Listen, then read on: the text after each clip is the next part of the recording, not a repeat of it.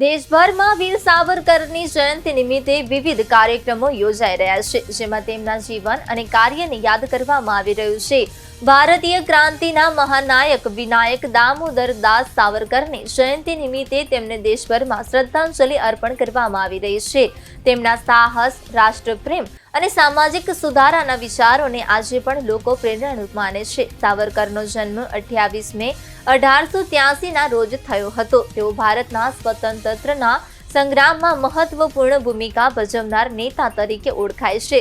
પ્રધાનમંત્રી નરેન્દ્ર મોદીએ વિનાયક દામોદર દાસ સાવરકરની જયંતિ નિમિત્તે તેમને શ્રદ્ધાંજલિ અર્પણ કરી છે.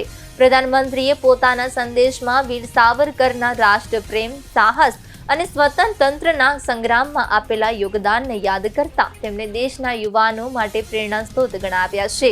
તેમણે જણાવ્યું છે કે સાવરકરના વિચારો અને રાષ્ટ્રનિષ્ઠા આજે પણ ભારતના વિકાસ અને એકતા માટે માર્ગદર્શક છે.